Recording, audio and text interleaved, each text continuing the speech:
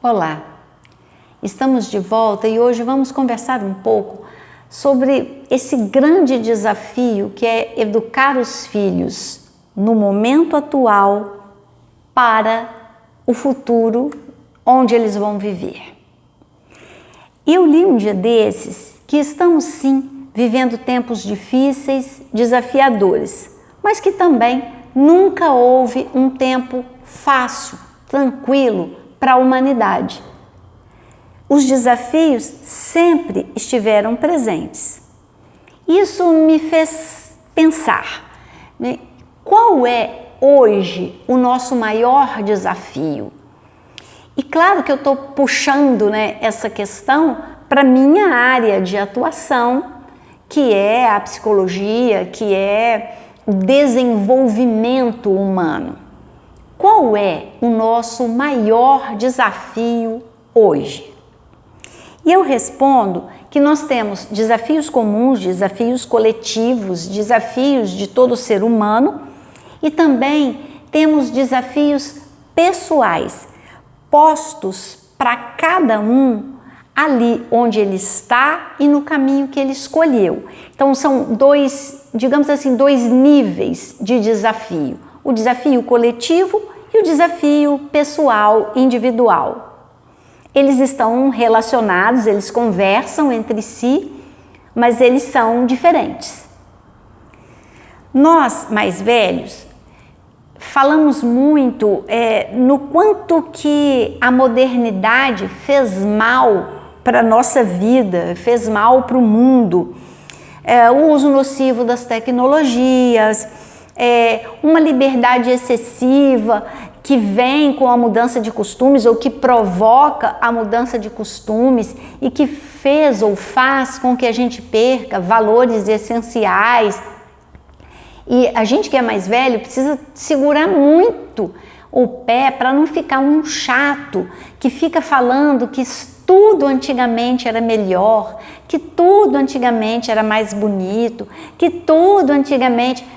Porque, na verdade, algumas coisas podiam ser, sim, mais interessantes, mas essas mesmas coisas, hoje, talvez não fossem tão interessantes porque o contexto mudou, né? Então, esse saudosismo, às vezes, me parece como uma desculpa para não me responsabilizar pelo que eu posso fazer hoje para me sentir tão bem como eu fico falando que me sentia no passado. E aí tem uma coisa que daria, uma discussão enorme, que é a seletividade da nossa memória. Mas não é esse o caso. Então, lendo um livro de uma psicanalista a quem eu admiro muito, que eu às vezes vejo na TV, naquele programa Café Filosófico, Vera Iaconelli, lendo o livro dela, ela trouxe algumas perguntas que eu acho que são interessantes e que têm a ver com as perguntas que eu já estava me fazendo. E ela traz de uma forma muito clara o que não pode estar ausente no exercício da parentalidade em qualquer época. Quer dizer, independente do momento que nós estamos vivendo, hoje, neste momento, ontem, no passado, amanhã, no futuro, o que caracteriza a ação dos pais e que é essencial, que não muda, que não se negocia, que não pode sair de cena? Quais são as funções que não podem faltar na relação com o bebê, com a criança, com o adolescente, para que tenhamos cumprido a nossa parte como pais, mães ou cuidadores? Repetindo, o que é inegociável? O que no cuidado com os filhos está no mundo desde sempre? O que sempre foi feito e que precisa continuar sendo feito como condição para a existência do ser humano?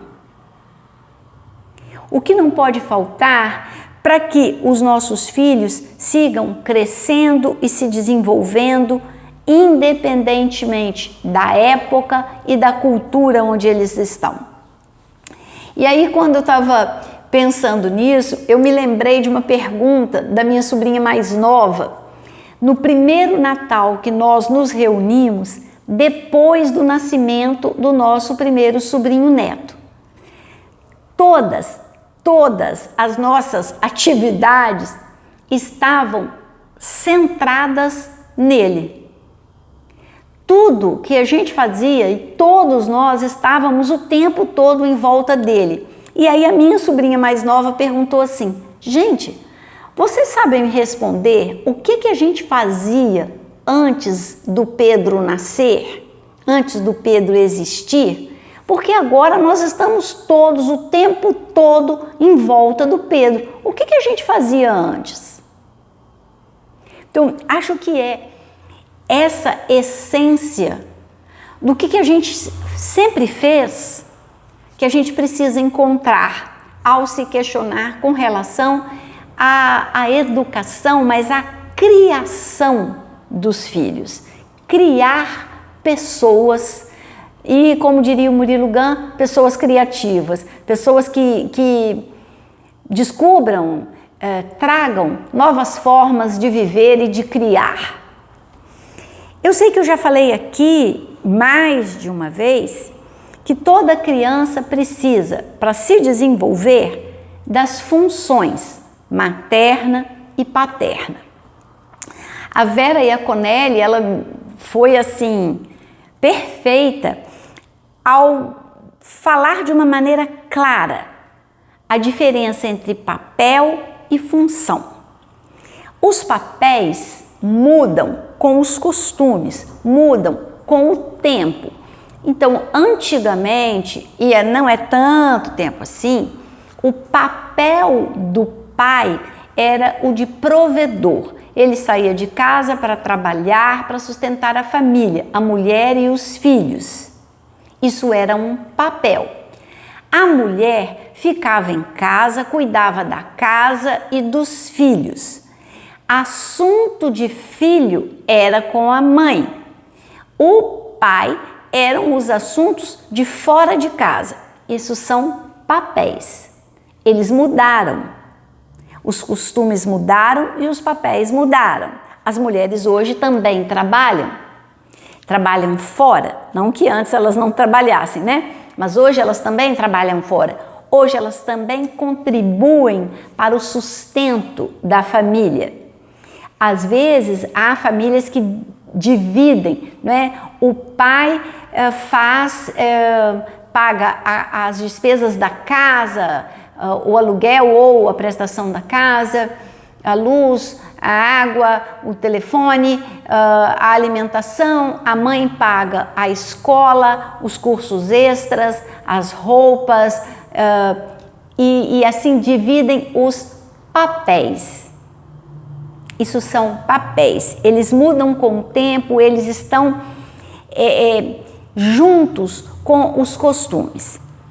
E função diz respeito ao que é imprescindível para que uma criança se desenvolva da melhor maneira possível. Função é o inegociável. É o que torna a criança um ser humano, social, relacional. Quais são, então, essas funções? E a Vera Iaconelli, nesse livro aqui que eu vou mostrar para vocês, a Vera Iaconelli fala em 7 funções. Número 1, tratar o bebê como um semelhante. Ter na sua cabeça a certeza de que, embora ele caiba numa caixa de sapato, ele já é um ser humano. E ele já deve ser olhado, tratado como tal. Ele já é uma pessoa. Falar com a criança e pela criança. Então é isso que a gente fala, que eu falo a minha vida inteira, os meus 40 anos de profissão. Conversa com a criança. E aí as pessoas falam, mas ela não vai entender. Mas fala. Fala com ela quando você tira ela do berço e traz para perto de você para amamentar. Fala com ela quando você vai levá-la para dar banho. Fala com ela quando você chega com ela do hospital. Ande com ela pela casa, apresente a ela a nova casa dela.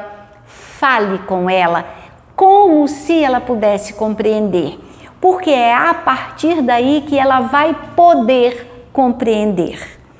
E tem um filme lindo do Almodóvar que eu também sei que já falei aqui para você, Fale com Ela. Se você não viu, veja. Segundo, educação não é escola. A escola, como nós a conhecemos, começou a existir no começo do século XX. Então, ela não é essencial para nos tornar humanos. Ela não é essencial para o desenvolvimento da pessoa humana, porque então não teríamos existido até o início do século XX. Educação diz respeito a algumas ferramentas que a criança precisa para pertencer a uma comunidade. Então, aprender a língua do lugar onde ela vive, aprender a forma de comer, as regras sociais que são diferentes em diferentes culturas. Né? O que se come, por exemplo, a gente cansa de ver nesses programas de Pedro pelo mundo, viagens desafiadoras e tal, as pessoas comendo escorpião na China, as pessoas comendo chapolim no México.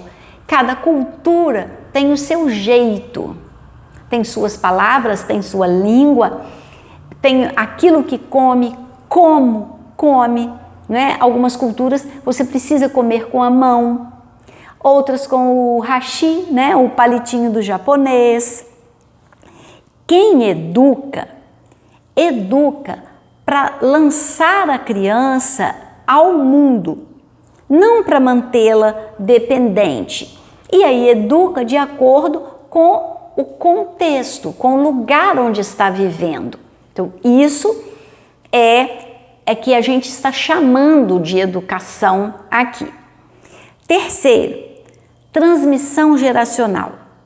Temos uma história familiar. Herdamos as histórias daqueles que cuidam de nós e precisamos ouvir e falar sobre elas. Há muitos, muitos anos, eu falo com os pais, especialmente com os pais de adolescentes, eu falo isso. Conta para o seu filho, para a sua filha, como você chegou onde você está, porque ele não viu, ele não sabe. Especialmente quando os pais de adolescentes reclamam, que essa é uma reclamação muito frequente, que eles não dão valor a nada, né? Que eles não sabem o quanto custa nada. Fale, explique, conte suas origens. Por exemplo, quando a gente viveu antes da pandemia, né? Aquele cenário horroroso, né, de não sei quantas pessoas morrendo em barcos precários, saindo de um país para outro e tal. Eu me encontrei um dia com uma prima distante, um pouco, né, distante, no supermercado, e a gente conversou sobre isso. Por quê? Porque nós duas sabíamos que os nossos antepassados tinham vindo numa situação muito semelhante àquela do Líbano. O meu avô materno com o avô materno dela. Eles eram tio e sobrinho. O meu avô materno veio do Líbano com um tio. O tio com 20 e poucos anos, o meu avô com uns 10. Vieram do Líbano fugindo da miséria, da guerra, da pobreza, da penúria. Vieram para cá. Então, saber essa história me faz compreender muito de quem eu sou. E como eu saberia se ninguém me contasse? É preciso falar, é preciso ouvir e falar das histórias da família. Dar nome e sobrenome.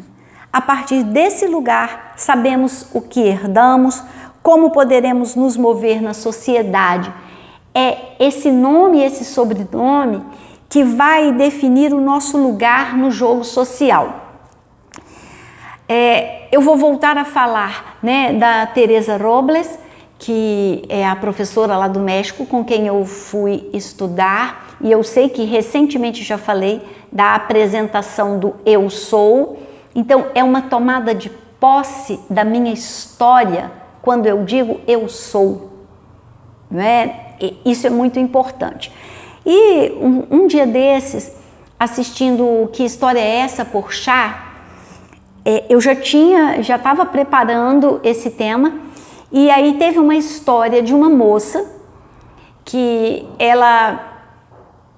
os pais se separaram quando ela era criança e ela perdeu o contato com os pais.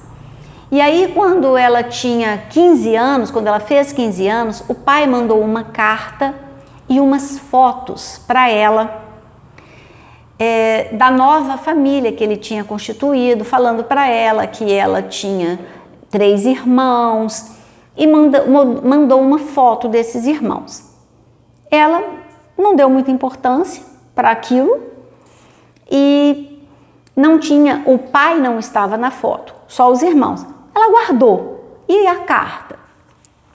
E aí com 26 anos, então 11 anos depois, ela trabalhando como produtora cultural, vai a uma festa com os amigos, e aí uma amiga fala assim: olha, fulana, aquele carinha ali bem legal, você podia paquerar com ele, tal, não sei o quê. E ela falou que não era muito bem o que ela que se interessava e tal. E aí outras meninas do grupo e tal ficaram paquerando com o cara e tal. Mas como ele também era produtor cultural, eles voltaram a se encontrar. E aí um dia, mexendo em alguns guardados, nessa época, ela acha a foto. E ao reparar na foto, ela tem a sensação de que conhece uma das crianças da foto. E é o tal produtor cultural, que as amigas queriam que ela paquerasse. E aí ela procura o cara, mostra a foto, resumo da ópera. Eles eram irmãos. Eles eram irmãos. E aí ela falou: olha, quase que eu fico, que eu paquero, que eu tô com meu irmão.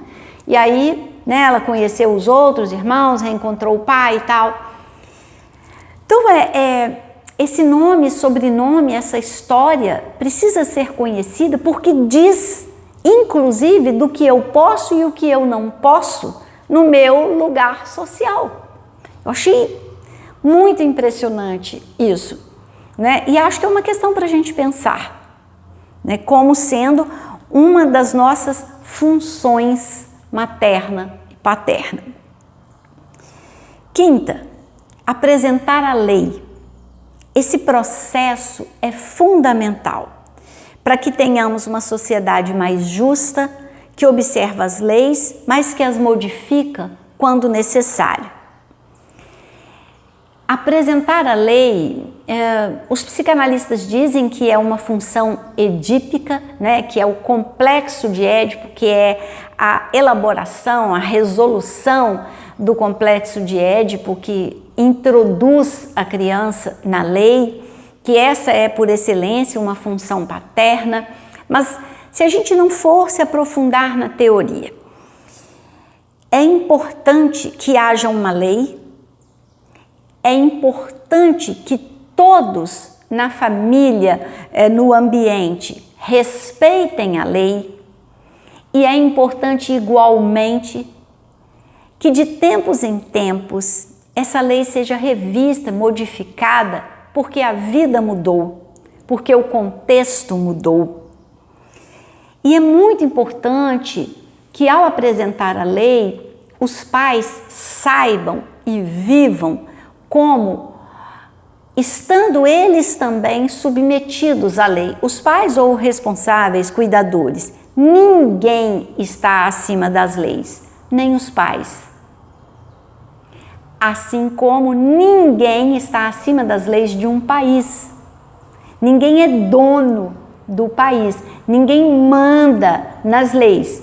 Todos, sem exceção, devem respeitar as leis do país. Se elas não cabem mais, então elas podem ser modificadas, mas elas precisam ser respeitadas. 6. Responsabilizar-se. É fundamental proteger a criança e proteger de forma ampla. No início da vida dela, nos primeiros dias, meses, proteção é uma coisa. É proteção física, é alimentar, é dar banho, é agasalhar, é tirar o agasalho se estiver fazendo calor, é proporcionar um ambiente onde ela consiga dormir as tantas horas que ela precisa dormir, é protegê-la do excesso de estímulos, é não levá-la com um mês de vida antes de se vacinar para um show, né? É não alimentá-la com alimentos que o organismo dela ainda não pode processar, mas à medida que ela vai crescendo, essa proteção vai se modificando, né? Então, às vezes, proteger uma criança é deixá-la explorar o mundo, é deixá-la subir, é saber que ela vai subir, que ela pode cair, mas que você precisa estar lá para evitar graves consequências, mas que cair, subir, tentar, faz parte do desenvolvimento. Esse responsabilizar-se pela criança, desde a sua dependência absoluta até a sua autonomia, né, é uma função essencial dessas, né, às quais a Vera Iaconelli se refere como inegociável, indispensável. E é uma proteção ampla, proteger fisicamente, proteger intelectualmente, proteger emocionalmente. Então é tanto estimular como filtrar esses estímulos, né? É tanto deixá-la explorar como botar uma barreira para os perigos. E não é tarefa fácil, mas é tarefa nossa. É função materna e paterna. 7. Amar.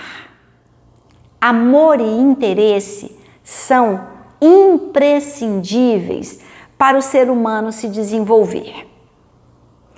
Sem eles, a criança não sobrevive, mesmo que seja alimentada e banhada.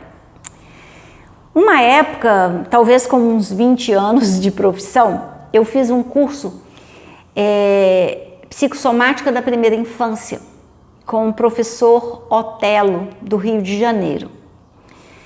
E ele contou uma história, né, um caso verídico que ele presenciou, que ele atuou num hospital militar do Rio de Janeiro. Esse hospital atendia pessoas da comunidade, era uma comunidade pobre e uma mãe teve filhos gêmeos.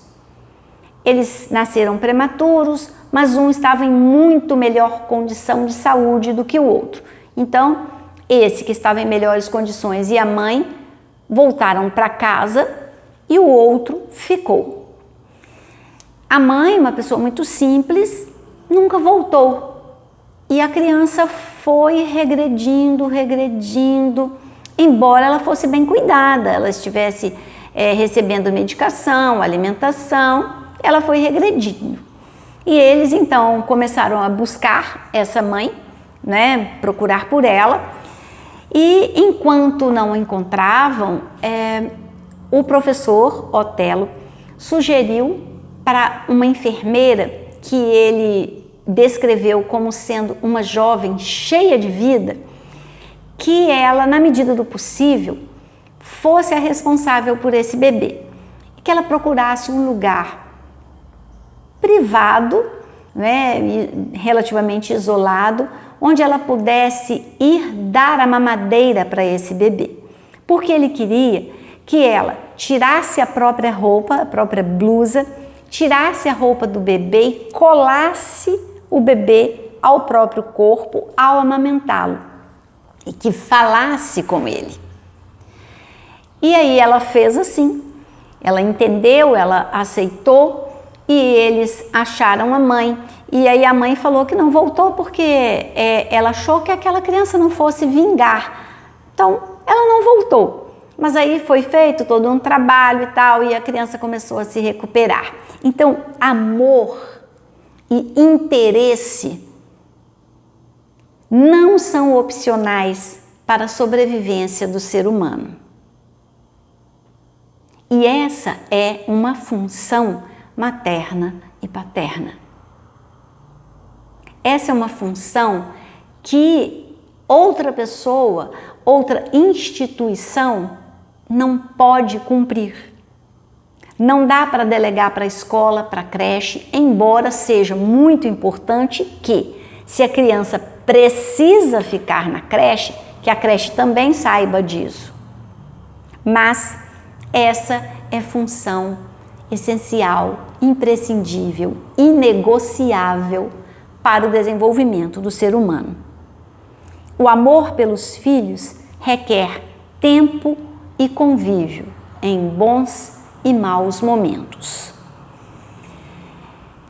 E a gente tem se preocupado com isso, não é? Com uma grande lista de pessoas que cuidam da criança sem que haja um envolvimento. E essa criança bonitinha, arrumadinha, cheirosinha, prontinha é entregue para os pais para fazer figuração em cenas onde ter uma linda família é importante. Mas não há convívio, não há enfrentamento dos maus momentos, não há investimento naquela criança. E isso é decisivo para a formação de um ser humano. Para terminar essa nossa conversa, eu quero ler um trechinho aqui do livro da Vera Iaconelli, que eu achei lindo. Eu escrevi aqui no finalzinho, maravilhoso. Quem exerce essas funções? As pessoas que assumem a responsabilidade sobre a criança precisam bancar as funções materna e paterna, sejam mãe, pai, avós, atendentes de orfanato ou outros adultos. O que, diga-se de passagem, não é nada fácil. A distinção de papel e função serve para entender por que as crianças podem ser criadas por outras pessoas que não os pais e se desenvolver com segurança e autonomia. Ou, ao contrário, ser criadas pelos pais e apresentar graves distúrbios. Assim, fica claro por que temos crianças saudáveis criadas em instituições pelos avós, por um dos pais, por 2 homens, por 2 mulheres e por outros. Pois as funções foram bem sustentadas por essas pessoas, não importando os laços biológicos ou quem fez qual papel. Função é mais importante que papel.